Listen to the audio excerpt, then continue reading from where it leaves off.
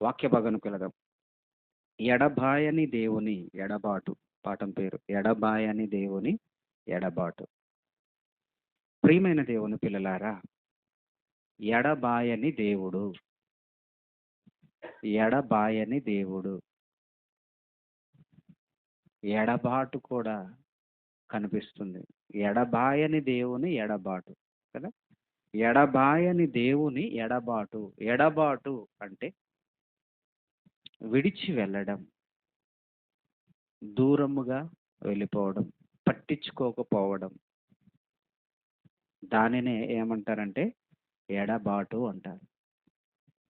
భార్య భర్తలు ఎడబాయకుడి అన్నాడు దేవుడు. దూరంగా ఉండొద్దు. భార్య భర్తలు ఎప్పుడు కలిసి ఉండాలి. భర్త ఎక్కడో భార్య ఎక్కడో ఉంటే ఆ సంసార జీవితము నాశనమ్మ వైపు వెళుతుంది. అందుకనే భార్య భర్తలు ఎప్పుడు కలిసి ఉండాలి. ఏక శరీరం అన్నాడు దేవుడు.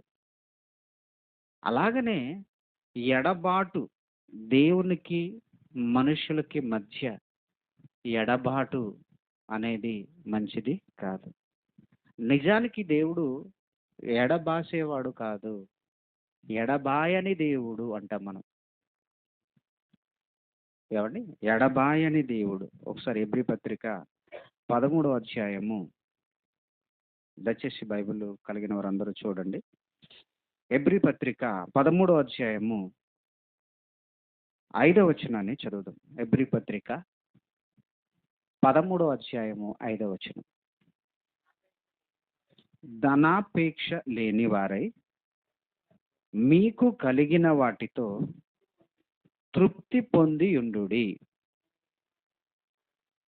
నిన్ను ఏమాత్రమును విడువను, నిన్ను ఎన్నడును ఎడబాయను అని ఆయనయే చెప్పెను కదా.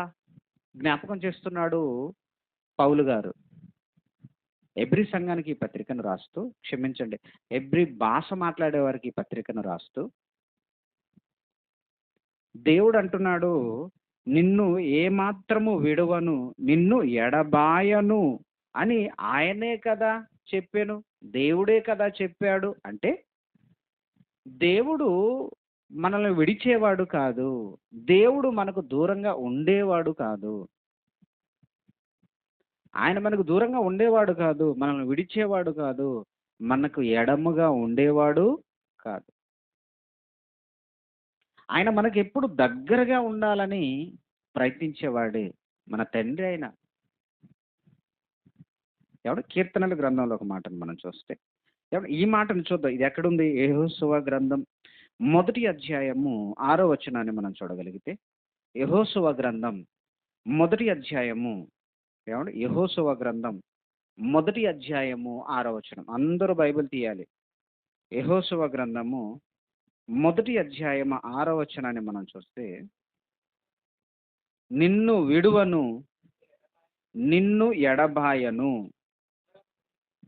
నిబ్బరము కలిగి ధైర్యముగా నుండుము. దేవుడు మొదట నాయకుడైన యెహోషువతో చెప్పిన మాట ఇది.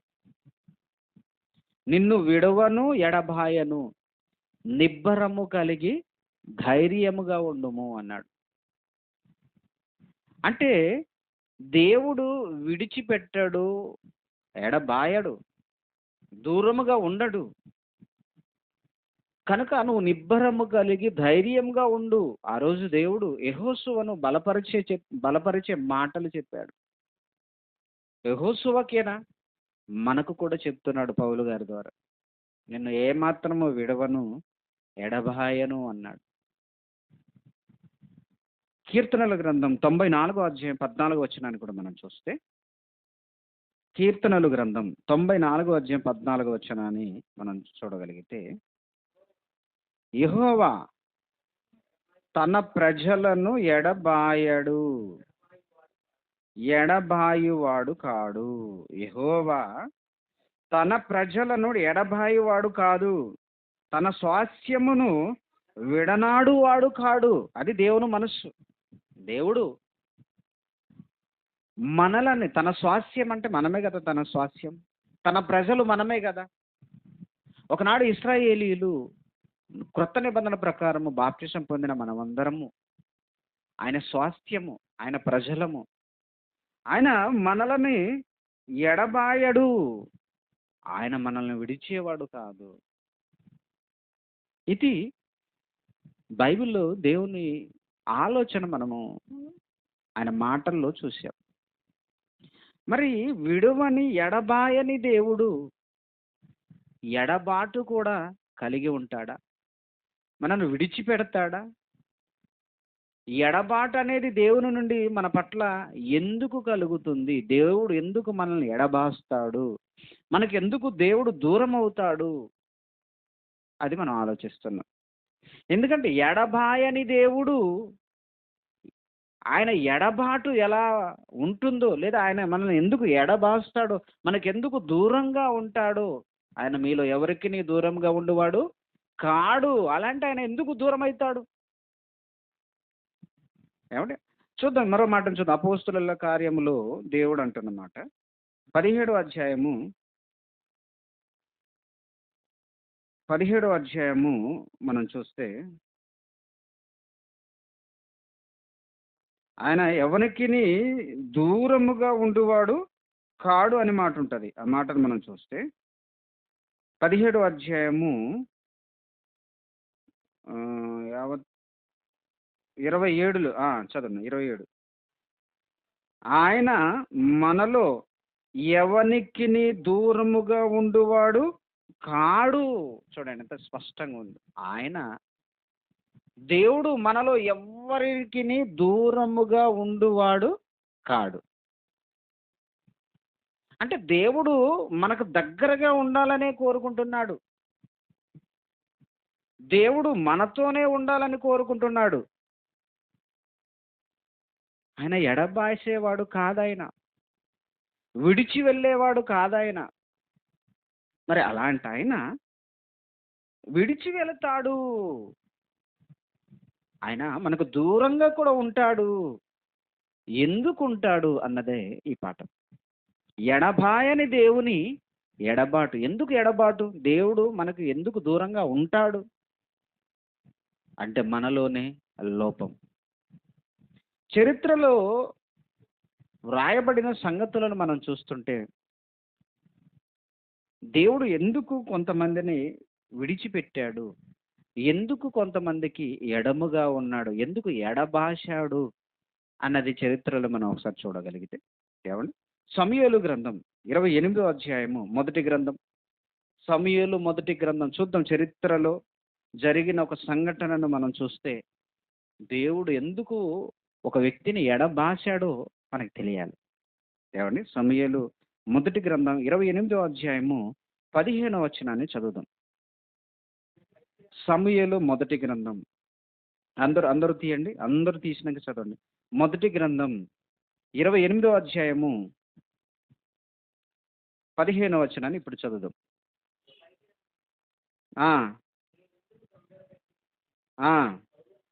సౌలును అడగగా, సౌలు మాట్లాడుతున్నాడు. ఎవరితో? సమూయేలు ప్రవక్తతో. నేను బహు శ్రమలలో ఉన్నాను, ఫిలిష్తీయులు నా మీదికి యుద్ధమునకు రాగా దేవుడు నన్ను ఎడబాసి ప్రవక్తల ద్వారానైనను స్వప్నముల ద్వారా అయినను నాకు ఏమీయు సెలవీయకయున్నాడు. కాబట్టి నేను చేయవలసిన దానిని నాతో తెలియజెప్పుటకై నిన్ను పిలిచితినా నేను. అప్పుడు 16వ వచనం చదవండి. అప్పుడు సమూయేలు ప్రవక్త అంటున్నమాట, అందుకు సమూయేలు, యెహోవా నిన్ను ఎడబాసి నీకు పగవాడు కాగా నన్ను అడుగుట వలన ప్రయోజనమేమి? ఆగుదామని అక్కడ. ఏమండి ఇక్కడ ఎడబాయడమే కాదండి, ఇశ్రాయేలీలను పరిపాలించిన మొట్టమొదటి ఐక్య రాజు ఎవరు? ఈయన పేరేంటి? సౌలు రాజు. ఇశ్రాయేలు ప్రజలను పరిపాలించిన మొట్టమొదటి ఐక్య రాజ్యపు రాజు సౌలు. చాలా మంచివాడండి. సౌలు రాజు కాకముందు చాలా మంచివాడు. చాలా మంచివాడుగా ఉన్న సౌలు రాజు అయిన తర్వాత ఏమండి దేవుని విషయములో కొన్ని తప్పిదాలు చేశాడు. ఒకదాని తర్వాత ఒకటి ఒకదాని తర్వాత ఒకటి ఇలా తప్పిదాలు చేస్తుంటే దేవుడు ఆయన్ని విడిచిపెట్టేశాడు. దేవుడు ఆయన విడిచిపెట్టేశాడు. రాజుగా ఉన్నాడే తప్ప దేవుడు కేర్ లేదు ఆయన మీద. కేర్ అంటే దేవుని శ్రద్ధ ఆయన మీద లేదు. దేవుడు ఆయనను ఎడబాశాడు. ఇంక దేవుడు దూరంగా ఉన్నాడు. కేవలం ఇశ్రాయేలీయులకు రాజుగా ఉన్నాడు. చుట్టూ సైన్యాలు ఉన్నాయి, చుట్టూ ఫిలిస్తీన్లు ఉన్నారు, వాళ్ళు యుద్ధానికి రావడానికి సిద్ధపడుతున్నారు.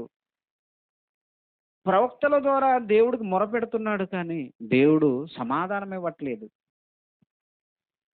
అప్పుడు జరిగిన సంఘటన ప్రవక్త అయిన సమూయేలుతో చెప్పుకుంటున్నాడు. ఏమని మరోసారి మనసు సౌలు నేను బహుశ్రమలలో ఉన్నాను. ఏమండి ఏం అర్థం కావాలి మనకి? దేవుడు ఎడబాస్తే మనకి కలిగేది శ్రమ. ఏ శ్రమ? ఏమండి ఆయన రాజండి, ఆయనకేంటి శ్రమలు అంటారా? ఆయనకున్న శ్రమలు ఆయనకే ఉన్నాయి. రాజండి, శత్రువులు ఎదురుగా ఉన్నారు, శత్రువులు ఎప్పుడు దాడి చేస్తారో తెలియదు. అలాంటప్పుడు ఆయనకి శ్రమ కాదా? శ్రమ. నేను బహుశ్రమలలో ఉన్నాను. ఎందుకు ఉన్నాడట? ఆ ఫిలిస్తీన్లు నా మీదికి యుద్ధమునకు రాగా దేవుడు నన్ను ఎడబాసి ప్రవక్తల ద్వారా ఆయనను స్వప్నముల ద్వారా ఆయనను నాకు ఏమీ సెలవీయక ఉన్నాడు. ఒకనాడు దేవుడు ప్రవక్తల ద్వారా చెప్పేవాడు, స్వప్నాలు కళల ద్వారా చెప్పేవాడు ఫిలిస్తీన్లతో ఎలా గెలవాలో. ఇప్పుడు దేవుడు నాకు ఏమీ చెప్పట్లేదు. నా పరిస్థితి అగమ్య గోచరం. దేవుడు నన్ను ఎడబాశాడు అని ప్రవక్త అయిన సమూయేలుతో చెప్తే ఆయన అంటున్న మాట అందుకు సమూయేలు 16వ వచనం యెహోవా నిన్ను ఎడబాసి నీకు పగవాడు కాగా. ఎడబాసడమే కాదండి, నీకు పగవాడయ్యాడు. సౌలు రాజుకు దేవుడు పగవాడయ్యాడు. ఇంకా దేవుడే పగవాడైతే మనం ఏం చేయగలమండి? దేవుడే పగవాడైతే, పగవాడంటే పగ తీర్చుకుంటాడు. ఇక పగ తీర్చుకుంటే మనం ఏం చేయగలం? దేవుడు నీకు పగవాడు కాగా నన్ను అడుగుట వలన ఏంటి ప్రయోజనం? ఎందుకు ఈ దేవుడు సౌలును ఎడబాశాడు? ఎందుకు సౌలుకు దేవుడు పగవాడయ్యాడు? ఒక్కసారి మనం చూడాలి చరిత్రలో ఏం జరిగిందో. దేవుడు సౌలును ఎందుకు ఎడబాశాడు మనం చూడాలి. ఎందుకంటే మనలను కూడా దేవుడు ఎడబాస్తాడు. ఎప్పుడు? ఇదిగో సౌలు వలె ప్రవర్తిస్తే. మొదలు పెడదాం, చూద్దాం. సౌలు ఎడబాయడానికి, దేవుడు సౌలును ఎడబాయడానికి, సౌలును విడిచిపెట్టడానికి కారణాలను మనం ఆలోచిస్తే ఏమంటే ప్రారంభము నుండి దేవుడు ఒకటే కాదండి, ప్రారంభము నుండి గమనిస్తున్నాడు. మొదటికి మనం అదే సమూయేలు మొదటి గ్రంథం 13వ అధ్యాయంలో మనం చూడగలిగితే ఏమంటే 13వ అధ్యాయము 8వ వచనం నుండి మనం ఇక్కడ చదువుతాం. ఏమంటే సమూయేలు మొదటి గ్రంథం 13వ అధ్యాయం అందరూ చూడాలి, చరిత్ర తెలియాలి మనకి. 13వ అధ్యాయము ఏమండి 5వ వచనం చదివి తర్వాత 8వ వచనానికి వెళదాం. రాజుగా ఉన్న సౌలు ఏమంటే మొదటి వచనములో ఆయన పరిపాలన మొదలుపెట్టిన 13వ అధ్యాయం మొదటి వచనం సౌలు 30 ఏండ్ల వాడై ఏలన ఆరంభించెను. అతడు 2 సంవత్సరములు ఇశ్రాయేలీలను ఏలెను. చాలు. అంటే వయసు ఎంత? 30 ఏండ్లు యవ్వనంలో రాజయ్యాడు. మొట్టమొదట రాజయ్యాడు. ఇశ్రాయేలీలను ఏలుతున్న 2 సంవత్సరాలైంది ఏలిక. బాగానే ఉన్నాడు, 2 సంవత్సరాలు బాగానే ఏలాడు. 5వ వచనం ఫిలిస్తీయులు ఇశ్రాయేలీయులతో యుద్ధము చేయుటకై 30,000 రథములను 6,000 గుర్రపు రౌతులను సముద్రపు దరి నుండి ఇస్కరేణువులంత విస్తారమైన జనసమూహమును సమకూర్చుకొని వచ్చిరి. అంటే మొత్తానికైతే ఫిలిస్తీయులు ఇశ్రాయేలీలతో యుద్ధం చేయడానికి ఫిలిస్తీయులు సిద్ధపడ్డారు. సంఖ్య చెప్పాడు అక్కడ 30,000 రథములు, 6,000 గుర్రపు రౌతులు అంటే చాలా పెద్ద సైన్యం తయారైంది వీళ్ళతో యుద్ధం చేయడానికి. ఎప్పుడైనా ఇశ్రాయేలీలు యుద్ధానికి వెళ్ళాలంటే ముందు యెహోవాకు బలి అర్పించాలి. ప్రవక్త రావాలి, యాజకుడు రావాలి. బలి అర్పించిన తర్వాత దేవుడు సెలవిచ్చిన ప్రకారం వాళ్ళు యుద్ధానికి వెళ్ళాలి.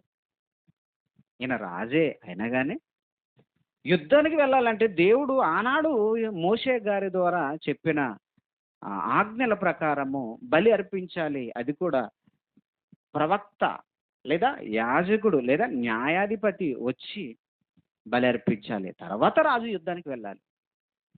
ఇప్పుడు చదువుదాం 8వ వచనం. అయితే ఇక్కడ జరిగిందేంటి? సమూయేలు చెప్పినట్టు అతడు 7 దినములు ఆగి సమూయేలు గిల్గానుకు రాకపోవుటయు జనులు తన యొద్ద నుండి చెదిరిపోవుటయు చూచి దహన బలులను సమాధాన బలులను నా యొద్దకు తీసుకుని రమ్మని చెప్పి దహన బలి అర్పించెను. ఎవరు చేస్తున్నారు ఈ పని? రాజైన సౌలు చేస్తున్నాడు. ఆయన చేయకూడదు. ఎవరు చేయాలి? యాజకుడు చేయాలి. సమూయేలు ప్రవక్త చేయాలి. 7 దినాలు ఆగు, నేను వస్తానని అన్నాడు. నేను వస్తాను 7 దినములు ఆగు అన్నాడు. ఆగాలి కదా. సమూయేలు ఆలస్యం చేసింది చూసి, ఎందుకంటే ఇశ్రాయేలీలు ఎక్కడ చెదిరిపోతారో అని భయపడి ఈయనే డైరెక్ట్గా బలి అర్పించాడు. తర్వాత చదువు 11వ వచనం. సమూయేలు అతనితో నీవు చేసిన పని ఏమి అంటే 10వ వచనం చదువు. అతడు దహన బలి అర్పించి చాలించిన వెంటనే సమూయేలు వచ్చెను. సౌలు అతన్ని తీసుకొని అతన్ని కలుసుకొని వందనము చేయుటకై బయలుదేరగా సమూయేలు అతనితో నీవు చేసిన పని ఏమని అడిగాను. అందుకు సౌలు, జనులు నా యొద్ద నుండి చెదిరిపోవుటయు నిర్ణయ కాలమున నీవు రాకపోవుటయు ఫిలిష్తీయులు మిక్మాసులో దాగి ఉండుటయు నేను చూచి ఇంకను యెహోవాను శాంతపరచక మునుపే ఫిలిష్తీయులు గిల్గాలునకు వచ్చి నా మీద పడుదురనుకొని నా అంతట నేనే సాహసించి దహన బలి అర్పించితి ననెను. సాహసించి దహన బలి అర్పించాడట. ఆయన చెయ్యని పని అండి, ఆయన చెయ్యకూడని పని. ఆయన దహన బలి అర్పించకూడదు, యాజకుడు అర్పించాలి. కానీ నేను సాహసించి నేనే యెహోవాను శాంతపరిచే బలిని అర్పించానన్నాడు. అప్పుడు సమూయేలు ప్రవక్త అంటున్నమాట 13వ వచనం.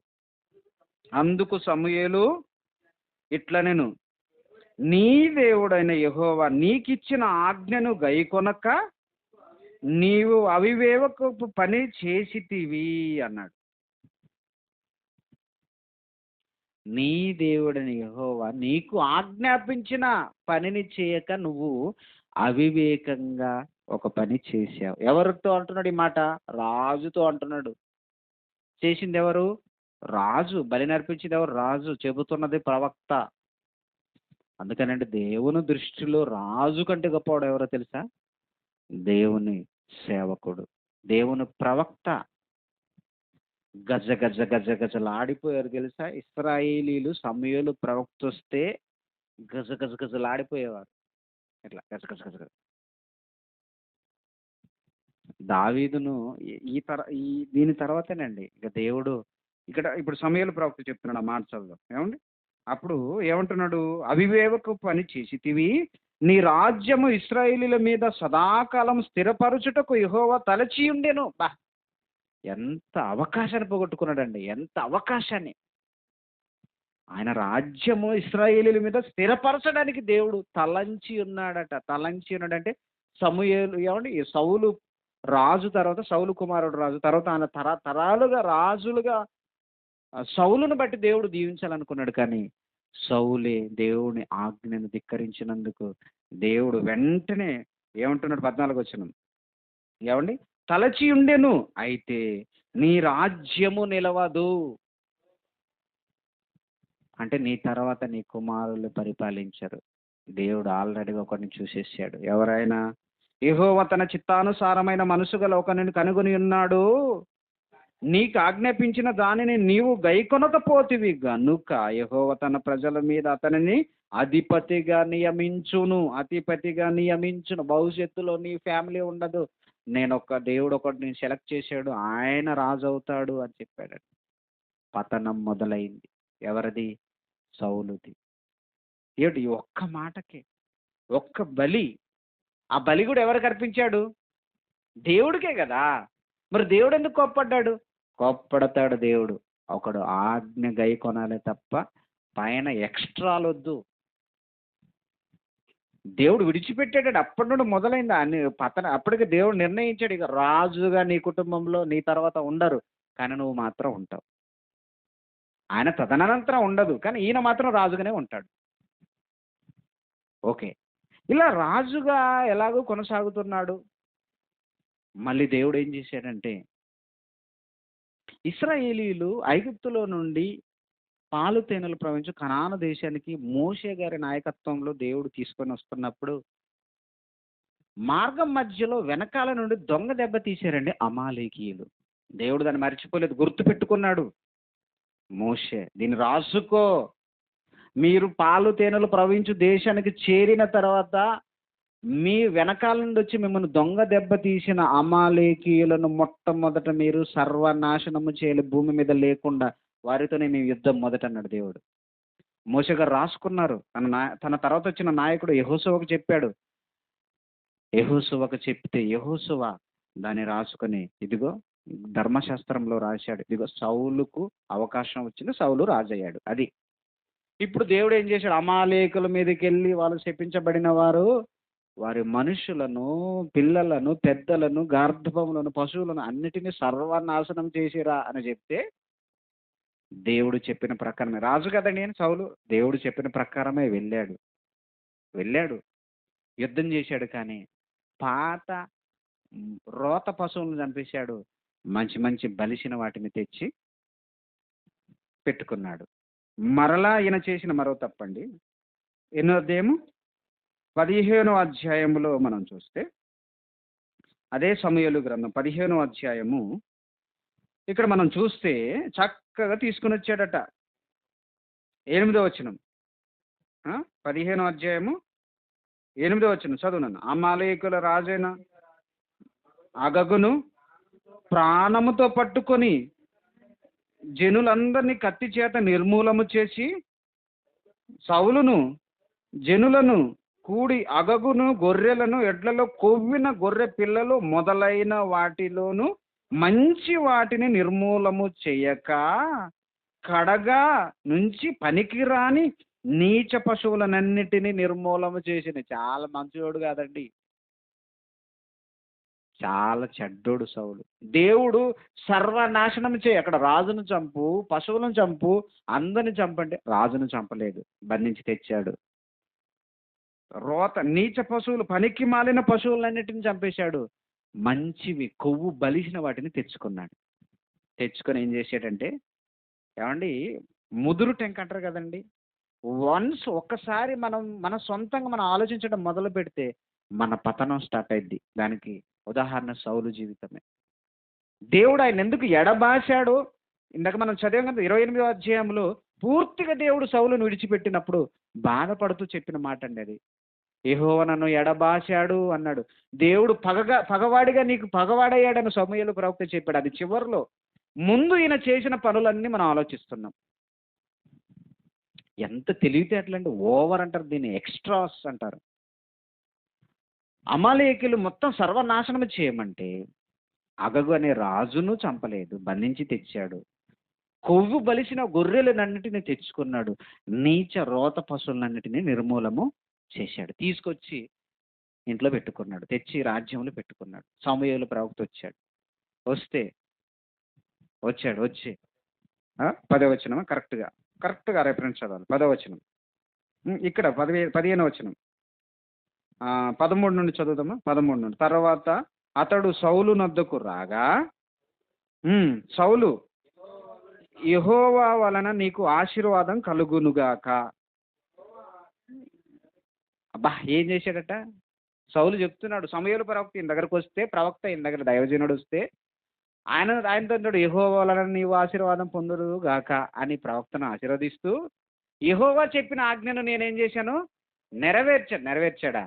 ఇప్పుడు మాట్లాడుతున్నాడు ప్రవక్త అయిన సమూయేలు ప్రవక్త మాట్లాడుతూ, అలాగైతే నాకు వినబడుచున్న గొర్రెల అరుపులను ఎడ్ల రంకెలను ఎక్కడివి అని అడిగాను.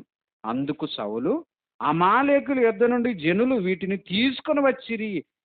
ఎవరు తెచ్చారట? ఈయన చెప్తేనే తెచ్చారా? వాళ్ళకు వాళ్ళే తెచ్చారు. ఈయన రాజు కదా, ఈయన చెప్తేనే కదా తెచ్చేది. ఈయన చెప్తేనే తెచ్చారు. ఇంకా మళ్ళీ ఏం చెప్తున్నాడు చూడండి. నీ దేవుడని యెహోవాకు బలులు అర్పించుటకు జనులు గొర్రెలలో నుండి ఎడ్లలో నుండి మంచి వాటిని ఉండనిచ్చిరు. ఎవరికట బలి? దేవుడికట. దేవుడే సర్వనాశనం చేసి శపించబడిని అని దేవుడు చెబితే దేవుడికి బలి అర్పించడానికి కొవ్విన వాటిని మంచి వాటిని తెచ్చాడట. అసలే శపించబడ్డాయి, మళ్ళీ వాటిని తీసుకొస్తావా? మళ్ళా చెప్తున్నాడు సమూయేలు ప్రవక్త. ఏమంటున్నాడు? ఏమండి, సమూయేలు ప్రవక్త 16వ వచనం, నీవు మాటలాడ పని లేదు, యెహోవా రాత్రి నాతో సెలవిచ్చిన మాట నీకు తెలియజేతును, వినుము సౌలుతో అనగా సౌలు చెప్పమనెను. దేవుడికి తెలుసు కదండి, రాత్రి చెప్పేశాడు. ఛీ, నేను సౌలును నమ్ముకున్నానయ్యా, నేను నమ్మాను, సౌలును నమ్మాను. ఛీ, ఎంత నీచంగా తయారయ్యాడు సౌలు. వెళ్ళి రాత్రే చెప్పేశాడు సమూయేలుతో దేవుడు, వెళ్ళి ఈ మాట చెప్పు. ఏంటన్నమాట చెప్తున్నాడు? 17వ వచనం, అందుకు సమూయేలు, నీ దృష్టికి నీవు అల్పుడుగా ఉన్నప్పుడు ఇశ్రాయేలీయుల గోత్రములకు శిరస్సు వైతివి, యెహోవా నిన్ను ఇశ్రాయేలీయుల మీద రాజుగా అభిషేకించెను. ఎక్కడో గాడిదలు కాసుకుంటుంటే తీసుకొచ్చి రాజును చేస్తే, ఏమంటే 12 గోత్రాలలో గొప్ప గోత్రమేం కాదు బెన్యామీను గోత్రం. అల్పుడైన గోత్రముల నుండి తీసుకొచ్చి రాజుగా చేస్తే నీవు ఇప్పుడు ఏం చేసావు? 18వ వచనం, మరియు యెహోవా నిన్ను సాగనంపి నీవు పోయి పాపాత్ములైన అమాలేకీయులను నిర్మూలము చేయము, వారు లయమగు వరకు వారితో యుద్ధము చేయమని సెలవేయగా, నీవు ఎందుచేత యెహోవా మాట వినక దోపుడు మీద ఎగబడి ఆయన దృష్టికి కీడు చేసేవా నేను? అందుకు సౌలు, ఆ మాట అనవద్దు, నేను యెహోవా మాట విని యెహోవా నన్ను పంపిన మార్గమున పోయి అమాలేకీయుల రాజైన అగగును తీసుకుని వచ్చి తిని, కానీ అమాలేకీయులను నిర్మూలము చేసి తిని అనే కవరింగ్ మాటలు చెప్తున్నాడు. చెప్పిందేంటి? వెళ్ళి నాశనం చేయమంటే తీసుకొచ్చి కవరింగ్ మాటలు చెప్తున్నాడు. 21వ వచనం, అయితే గిల్గాలులో నీ దేవుడని యెహోవా బలి అర్పించుటకు జనులు శపితములగు గొర్రెలలో ఎడ్లలో ముఖ్యమైన వాటిని తీసుకుని వచ్చిరని సమూయేలుతో చెప్పాను. 22వ వచనం, అందుకు సమూయేలు తాను సెలవిచ్చిన ఆజ్ఞను ఒకడు గైకొనుట వలన యెహోవా సంతోషించున్నట్లు ఒకడు దహన బలులు అర్పించుట వలన ఆయన సంతోషించున ఆలోచించము. బలులు అర్పించుట కంటే, చదవండి, ఆజ్ఞను గైకొనుటయు పొట్టేల కొవ్వును అర్పించుట కంటే నా మాట వినుట శ్రేష్టము. నా మాట వినుట శ్రేష్టము. నీ కొవ్వు నీ బలి నాకెందుకు? నా మాట వినలేదు నువ్వు. దేవుని మాట వినడము శ్రేష్టం. మొదలైందండి. అక్కడ బలి అర్పించాడు, ఇక్కడికి వచ్చేసరికి దేవుడిచ్చిన ఆజ్ఞను గైకొనలేదు. అప్పుడు సౌలు పతనం మొదలైంది. 23వ వచనం చదువుదాం. తిరుగుబాటు చేయుటయు సోద చెప్పుటను పాపముతో సమానము, మూర్ఖతను అగపరచుటయు మాయా విగ్రహ గృహ దేవతను పూజించుటతో సమానము. యెహోవా ఆజ్ఞను నీవు విసర్జించితివి గనుక నీవు రాజుగా ఉండకుండా ఆయన నిన్ను విసర్జించెను. అప్పుడు ఈయన దొంగ మాటలు చెప్తున్నాడు అండి. 24వ వచనం, సౌలు, జనులు జడిసి వారి మాట వినినందున నేను యెహోవా ఆజ్ఞను నీ మాటలను మీరి పాపము తెచ్చుకొంటిని. ఎవరి మాట విన్నాడట? రాజయ్యుండి ప్రజల మాట విన్నాడట. మళ్ళీ దొంగ మాటలు. ఇవన్నీ దేవుడు గమనిస్తున్నాడు. అంటే ఆయన చెప్పిన ఆజ్ఞ మాట వినడం ముఖ్యం. వచ్చి ఏదో దేవుడికి నైవేద్యం ఇది కాదు. దేవుడు కూడా అండి మనలో కూడా ఆలోచించండి. సౌలే కాదు, మనలో కూడా చాలా మంది చూడండి. దేవుడు చెప్పాడండి, వారం కూడుకోండి. వారం కూడుకుంటున్న మనము రొట్టె ద్రాక్షరసం తీసుకున్న మనం ఆయన గురించి ప్రకటించాలి. ఆ దినము సమీపించిన కొలది మరి ఎక్కువ సార్లు కూడుకోవాలన్నాడు. కనీసం ఆదివారం మనం కూడుకోవాలి. దీనికే మనం డుమ్మా కొట్టి దేవుని కార్యక్రమాలకు ఇప్పుడు మనం తావునయ్యాక, దేవుడికి అవకాశం ఇయ్యాక మన ఇష్టాలు నెరవేర్చి కానుకిస్తే దేవుడు క్షమిస్తాడు అనుకుంటారు చాలామంది. కానుకిస్తే దేవుడి కోసం నేను ఎక్కువ చేస్తే, ఒక మీటింగ్ చేసి దేవుడు క్షమిస్తాడు అనుకుంటారు చాలామంది. మనం చేసిన తప్పిదాలన్నీ చేసి దేవుడి దగ్గరకు వచ్చి బలిస్తే దేవుడు స్వీకరిస్తాడని అనుకుంటున్నారా? ముందు ఆయన చెప్పిన మాట వినడం ముఖ్యం. తర్వాత నీ బలి. ముందు నువ్వు, తర్వాత నీ బలి. అందుకనే ఏమండి మొదట మనం చూసాం కదండి, ఇద్దరు బలి ఇవ్వడానికి వెళ్ళారు, అన్నదమ్ములు ఇద్దరు. ఎవరెవరు? కయ్యను, హేబేలు.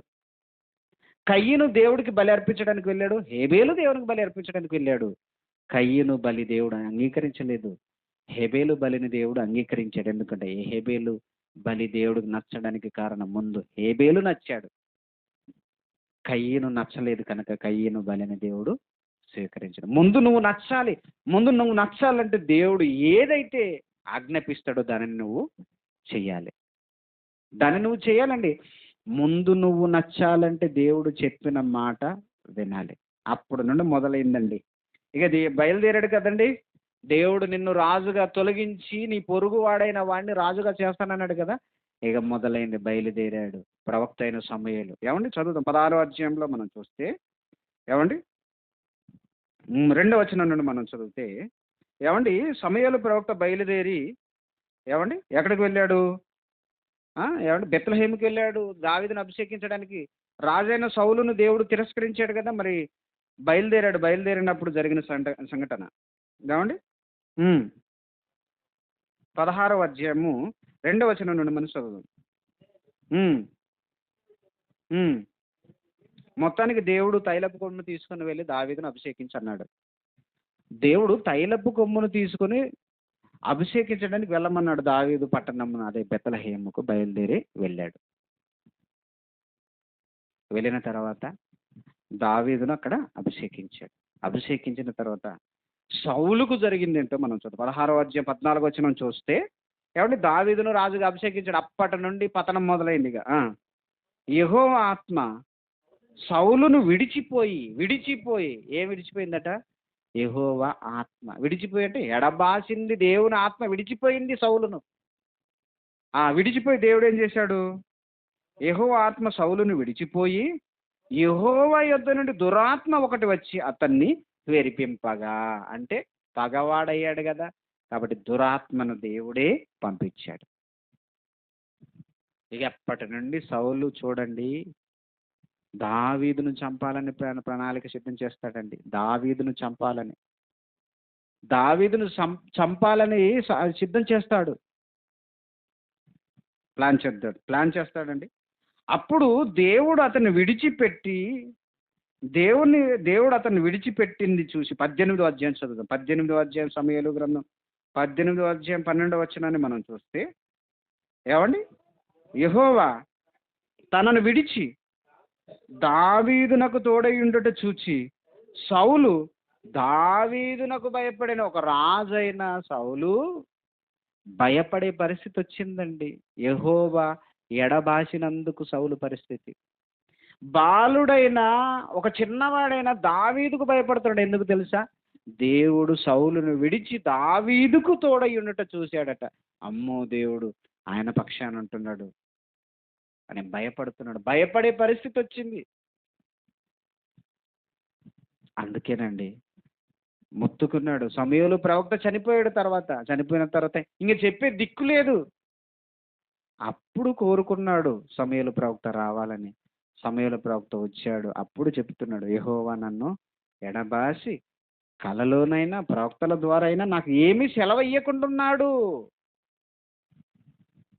ప్రియమైన దేవుని పిల్లలు, దేవుడు ఎడబాస్తే పట్టే గతి అది సౌలుకు పట్టింది. ఎవడి చరిత్రలో సంఘటన మనకు తెలియవని కావు, కానీ దేవుడు సౌలును ఎందుకు ఎడబాసాడంటే ఒకటే, ఆయన ఆజ్ఞను, ఆయన మాటను నెరవేర్చలేదు. మనమేదో నైవేద్యం చేసి దేవుని శాంతపరుస్తాం అనుకుంటే పొరపాటు.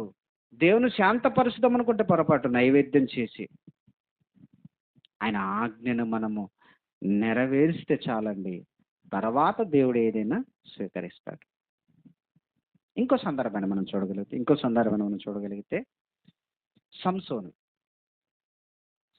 తన జీవితంలో జరిగిన సంఘటనలు మనం టూకీగా మనం ఆలోచిస్తే, సంసోను పుట్టక ముందే దేవుడు తన తల్లిదండ్రులైన మనోహతో చెప్పిన మాట, ఇదిగో ఈ కుమారుడు దేవుడికి నాజీరు చేయబడిన వాడు, ఈయన తల మీద సౌరపు కత్తి పడకూడదని చెప్పాడు. వాళ్ళు అలానే పెంచారు. సంసోను గొప్పవాడయ్యాడు, పుట్టాడు, గొప్పవాడయ్యాడు, బలవంతుడయ్యాడు. ఫిలిస్తీయులలో ఒక కుమార్తెను ఇష్టపడ్డాడు. దేవుడే ప్రేరేపిస్తే వెళ్ళి ఇష్టపడ్డాడు, పెళ్లి చేసుకోవాలనుకున్నాడు. ఏమండి, మొత్తానికి ఫిలిస్తీయులతో యుద్ధం జరగడానికి దేవుడు ఆయన ప్రేరేపించాడు. ఆ సందర్భం అంతా అయిపోద్దండి. తర్వాత గాజాకు వెళ్ళాడు. అక్కడ ఒక వేశ్య దగ్గర చేరాడు. మరలా మరో ఊరు వెళ్ళాడు, తిమ్నాతుకు వెళ్ళాడు. అక్కడ ఒక వేశ్య దగ్గర చేరాడు. ఏమండి, ఆవిడ ఈయన బలం ఎక్కడుంది అని కనిపెట్టడానికి, ఎందుకంటే ఫిలిస్తీన్లో సర్దారులు అందరూ, అంటే ఫిలిస్తీన్లో రాజులు ఉండరు, సర్దారులు ఉంటారు 5గురు. వాళ్ళు ఈ సంసోనుని ఎలా చంపాలి అని వాళ్ళు ప్రణాళిక సిద్ధం చేస్తున్నారు. అసలు సంసోనును పట్టుకోవడం వల్ల కావట్లేదు. ఎలాంటి వాడు అంటే, మనకు తెలుసు సంసోను గురించి సందర్భం. ఆయన సింహాన్ని చీల్చేశాడు. ఆయన బలం. ఒక పచ్చి గాడిద దవడ ఎముక తీసుకుని ఎంతమందిని చంపాడు? 1000 మందిని చంపాడు. దేవుడు ఆయనకి ఇచ్చిన బలంతో ఆయన చంపాడండి. తర్వాత తిమ్నాతుకు వెళ్ళాడు. ఏమంటే గాజాలో వెళ్ళాడు. ఒక వేశ్య అక్కడ వెళ్ళిన తర్వాత వేశ్య గృహమును చేరాడు. ఆ పట్టణము చుట్టూ గేట్లు వేసేసాడు. యుద్ధకాలం కదండి, ఆ రోజు రాజుల కాలం కదా. ఒక పట్టణం చుట్టూ గోడ ఉంటుంది, గోడ పెద్ద ద్వారం ఒకటే ఉంటుంది బయటకు వెళ్ళడానికి. ఈయన అది తిమ్నాతుకు ఎక్కడికి వెళ్ళాడండి. అది చూస్తే న్యాయాధిపతుల గ్రంథంలో మనం చూస్తే 10వ అధ్యాయం మొదటి వచనమా, 16వ అధ్యాయం మొదటి వచనం. గాజాకి వెళ్ళాడు. రైట్. సంసోను గాజాకు వెళ్ళి వేశ్యనొకతిని చూసి ఆమె యొద్ద చేరెను. సంసోను అక్కడికి వచ్చినని గాజా వారు తెలిసినప్పుడు వారు మాటు పెట్టి రేపు తెల్లవారు వరకు అతన్ని చంపుదామనుకొని పట్టణపు ద్వారం యొద్ద ఆ రాత్రి అంతయు పొంచియుండిరి. ఏమండి, మొత్తానికి ఆ ద్వారం ఉంటుంది, పట్టణపు ద్వారం చుట్టూ గోడ ఉంటుంది. ఒకటే మెయిన్ డోర్ ఉంటుంది పట్టణానికి, ఇంటికి కాదు. పట్టణానికి చుట్టూ ప్రహరీ ఉంటే ఒకటే మెయిన్ గేట్ ఉంటుంది. ఆ గేటు దగ్గర కాపలు ఉన్నారు, బయటకు వస్తే చంపుదామని. ఈయన ఎలాంటి వాడు తెలుసా? పట్టణ అయ్యాడు. ఆ ద్వారం అంటే గుమ్మాలు, అవి పెద్ద పెద్ద గుమ్మాలు ఎత్తుకుంటాయి. ఈయన డోర్ వేసింది చూసి ఆ గుమ్మాన్ని ఓడబీకి భుజం మీద తీసుకెళ్ళి ఎదురు గుట్టలో వదిలేశాడు. అది చదవండి, ఎంత బలవంతుడు తెలియాలి మనకి. ఏమండి, సంసోను మధ్యరాత్రి వరకు పండుకొని రాత్రి లేచి పట్టణపు తలుపులను వాటి 2 ద్వార బంధములను పట్టుకొని వాటి అడ్డకర్రలతోటి వాటిని ఊడబెరికి తన భుజం మీద పెట్టుకొని ఎబ్రోనుకు ఎదురుగానున్న కొండకు వాటిని తీసుకొని పోయాను. ఇంకా డోర్లు ఏమి ఆగుతాయండి ఈయన ముందు? ఇంటి డోర్ లాగా అసలు పట్టణపు గుమ్మాలే ఆగలేదు, ఊడబెరికి తీసుకెళ్ళిపోయారు. ఇంకేం చేయగలరు? ఆయన చంపాలనుకున్న వారే ఆయన ఏకంగా పెద్ద గేటుని ఊడబెరికి మోసుకొని వెళ్తుంటే ఆయన జోలికి ఎవరు వెళ్ళగలరండి? అంత బలవంతుడు సంసోను. అలాంటి వాడు తర్వాత మరో చోట వెళ్ళాడట. ఎక్కడ? పిమ్మట సోరేకు లోయలోనున్న దెలీలా అనే స్త్రీను మోహించగా సోరేకు వెళ్ళాడు. ఆమె దగ్గర ఫిలిస్తీన్లు సర్దారులు చేరి ఈయనకున్న బలం, ఈయన మైనస్ ఎక్కడో కనుక్కోమన్నారు. మొత్తానికైతే ఏమండి 3 సార్లు తప్పే చెప్పాడండి. 4వసారికి నిజం చెప్పేశాడు. ఏంటి? నేను దేవుని చేత నాజీరు చేయబడేవాడిని, నా తల వెంట్రుకలు కత్తిరిస్తే నాలో ఉన్న బలము పోయిద్ది అని చెప్పాడండి. రాత్రికి రాత్రి గుండు గొరిగిచ్చింది. ఎవరు? వేశ్య దెలీలా. గుండు గొరిగిచ్చింది. రాత్రికి రాత్రే గుండు కొట్టి సున్నం వేశారు. యథావిధిగా ఫిలిస్తీన్లు వచ్చారు సంసోను అంటే విరజిమ్ముకొని లేచాడట. ఎందుకంటే అంతకుముందు బలవంతుడు కదా, దేవుడు తోడున్నాడు కదా. దేవుడు ఎప్పుడైతే నిన్ను ఆయన పెంచిన విధానం చెప్పొద్దు అన్నాడండి ఆయన ఉద్దేశం. ఎందుకంటే న్యాయాధిపతి ఆయన. ముందేం చెప్పాడంటే 7 నిరవంజుల చువ్వలతో నన్ను కట్టివేస్తే నా బలం పోయిద్ది అన్నాడు. అది అలానే చేసింది. అవి చువ్వలు తెగిపోయాయి. తర్వాత రెండోది ఏం చేశాడు? పేని పనికి పెట్టని కొత్త త్రాళ్ళతో నన్ను బంధిస్తే నేను దొరికిపోతానన్నాడు. వాళ్ళు అలానే చేసి పేనిన తాళ్ళతో కట్టేశారు. ఫిలిస్తీన్లు వచ్చారు శత్రువులు అనగానే లేస్తే అవన్నీ తెగిపోయినాయి. మూడోది ఏం జరిగింది? తన జడ అల్లికలకు ఏమంటే 7 ఆయనకు వెంట్రుకలు కదండి, 7 జడలు అల్లితే నాకున్న బలం పోయిద్ది అన్నాడు. ఆమె అలానే 7 జడలు అల్లి, అది మామూలుది కాదు, 7 మేకులు కొట్టింది జడలకి. నిద్రపోయినప్పుడు, ఇదంతా నిద్రపోయినప్పుడు ఆమె దగ్గర వచ్చి పడుకున్నప్పుడు ఈవిడ చేస్తుంది. అప్పుడు ఉదయం లేవగానే శత్రువులు వచ్చారు, ఫిలిష్తీయులు వచ్చారు అనగానే లేచేవాడట, మేకులు ఊడిపోయేటయట. అంత బలవంతుడు. చివరికి ఎక్కడైపోయాడు? చివరిది చెప్పేశాడు. ఏం చెప్పేశాడు అంటే, ఇదిగో నా తల వెంట్రుకల్లో బలం ఉంది, వీటిని తీసేస్తే దేవుడు నన్ను ఎడబాస్తాడు అని నిజం చెప్పేశాడు. మళ్ళా చేసింది గుండు గొరుగిచ్చింది. ఇక చూడండి ఆ సందర్భం చూడాలి, దేవుడిని ఆయన ఎడబాసిన విధానం చూడాలి. 20వ వచనం చదువుదాం. 20వ వచనం.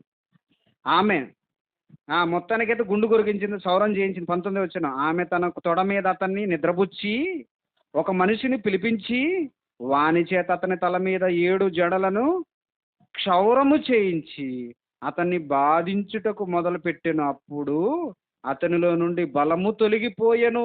ఆ సంగతి ఆయనకు తెలియదు. 20వ వచనం. ఆమె, సంసోను, ఫిలిష్తీయులు నీ మీద పడుచున్నారనగా అతడు నిద్ర మేలుకొని ఎప్పటి వలె నేను బలము బయలుదేరి విరజిమ్ముకొందును అనుకోనేను. అయితే యెహోవా తనను ఎడబాసెనని అతనికి తెలియలేదు. దేవుడు ఎడబాశాడు, దూరం అయిపోయాడు. దేవుడు ఏదైతే దేవుడు చెప్పొద్దన్నాడు దానిని చెప్పేశాడు. నా బలము కారణం దేవుడు నాకు నాజీరు చేశాడని నిజం చెప్పేశాడు. గుండు కొరిగించింది, దేవుడు విడిచిపెట్టి వెళ్ళిపోయాడు. లేచాడట, ఇలా లేస్తే ఇంకేంది, మొత్తం గుండు. దేవుడు విడిచిపోయాడండి. ఏం చేశారో తెలుసా? కండ్లు ఊడబెరికి, 2 కన్నులను ఊడబెరికి తీసుకువెళ్ళి గానుగ ఎద్దును కట్టినట్టు కట్టి, ఆ రోజు గానుగలంటే నూనె తీయాలంటే గానుగండి, రోకటికి కట్టి ఎద్దులాగా తిప్పుకున్నారండి. దేవుడు ఎడబాస్తే బ్రతుకంతా ఛిద్రమైపోయింది సంసోనది. చరిత్రలో జరిగిన సంఘటనలండి, మనకు తెలియనివి కావు, మనకు తెలుసు. బలవంతులే, భక్తులే దేవుడు ఎడబాస్తే వాళ్ళకి ఏం జరిగిందో మనం చూసాం. దేవుడు ఎడబాస్తే మన బ్రతుకు ఏమైపోయింది? కారణం, దేవుడు చెప్పిన మాటను విస్మరించారు వాళ్ళు.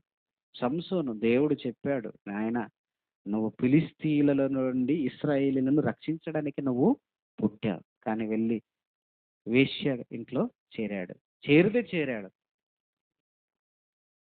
దేవుడు ఏదైతే చెప్పొద్దన్నాడో దాన్ని చెప్పేశాడు. తీసుకువెళ్ళి బానిసలుగా, కండ్లు ఊడబెరికి బానిసలుగా చేసుకున్నారు. కానీ లాస్ట్కి ఒక రిక్వెస్ట్ అడిగాడు. వాళ్ళు చంపుతున్నప్పుడు అప్పుడు దేవుడి దగ్గర క్షమాపణ కోరి, ఒక్కసారి నాకు అవకాశం ఈ ప్రభువా, ఫిలిష్తీయులందరూ ఇక్కడే ఉన్నాడు, 5 సర్దారులు అక్కడే ఉన్నారు, వాళ్ళ రాజులు, వాళ్ళ నాయకులు, 3000 మంది ప్రజలు ఉన్నారు దాగోను దేవత గుడిలో. ఆయన్ని కట్టి పెట్టారు.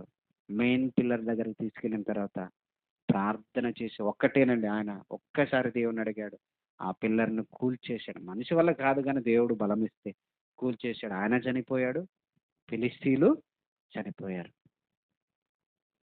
మార్పు చెందాడు చివరిలో. కానీ అలానే మరణించుంటే ఈరోజు విశ్వాసుల వీరుల జాబితాలో సంసోను పేరు చెప్పుకునేవారము కాదు. ఈరోజు ఎబ్రీ పత్రికలో ఇంకేమి చెప్పుకును, సంసోను, బారాక్ అంటాడు. విశ్వాస వీరుల్లో చేరిపడి చివరిలో మళ్ళీ మారాడు. దేవుడు విడిచిపెడితే ఎంత బలవంతుడైన బలహీనుడు. మనకేముందండి బలం? మన బలం ఏముంది? ఇప్పుడు మన బలం ఏముంది చెప్పండి? వాళ్ళు మహామహులే భయపడిపోయి దేవుడు విడిచిపెడితే ఏమైపోయారు? మనకేముంది బలం? బలహీనులం మనం, అన్నిటిలో బలహీనులమే మనం. మరి బలహీనులైన దేవుడు మనం ఎడబాస్తే మన పరిస్థితి ఏమవుతుంది చెప్పాలి?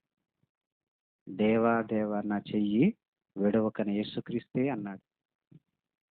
ఏం లేదండి, దేవుడు చెయ్యి విడిస్తే ఏమైంది అనుకుంటున్నారా? చచ్చి ఊరుకుంటాం. యేసుక్రీస్తు చెయ్యి విడిచాడు కాబట్టి ఆయన మరణించాడు. కనుక ప్రియమైన దేవుని పిల్లలారా, చివరిగా రోమపత్రిక 8వ అధ్యాయము 35వ వచనాన్ని మనం చూద్దాం. రోమపత్రిక 8వ అధ్యాయం 35వ వచనం. ఆజ్ఞలు, దేవుని మాటలను మనం మీరిన నాడల్లా దేవుడు మన పట్ల బాధపడుతున్నాడని మర్చిపోవద్దు. రోమపత్రిక 8వ అధ్యాయం 35వ వచనం. క్రీస్తు ప్రేమ నుండి మనలను ఎడబాపువాడు ఎవడు? ఒకనాడు దేవుని ప్రేమ, యేసుక్రీస్తు వచ్చిన తర్వాత క్రీస్తు ప్రేమ నుండి మనను ఎడబాపువాడు ఎవడు? శ్రమ అయినను, బాధ అయినను, హింస అయినను, కరువైనను, వస్త్రహీనత అయినను, ఉపద్రవమైనను, ఖడ్గమైనను మనలను ఎడబాపునా అన్నాడు. క్రొత్త నిబంధనపు క్రైస్తవులుగా మనము దేవుడి ప్రేమలో నుండి, దేవుడు దయలో నుండి మనల్ని ఎడబాపే ఏంటి చెప్పాడు లిస్టు. ఏంటది? శ్రమ. శ్రమ వస్తే దేవుని ఎడబాస్తావా? అది దేవుని ప్రేమ నుండి మనం దూరం చేస్తుంది అంటే శ్రమకు లొంగిపోతావా? రెండవది బాధలు, మూడవది హింసలు, నాలుగవది కరువు. కరువు వస్తే కరువు వస్తే దేవుని విడిచిపెడతావా? కరువు వస్తే దేవుని అపార్థం చేసుకుంటావా? ఏమండి, ఒకనాడు అనుభవించారండి వాళ్ళు. శ్రమ పడ్డారు, బాధపడ్డారు, హింసపడ్డారు, కరువులో ఉన్నారు, వస్త్రహీనత అయినను బట్టలు లేకుండా ఉన్నారండి, దిగంబరులుగా ఉన్నారు.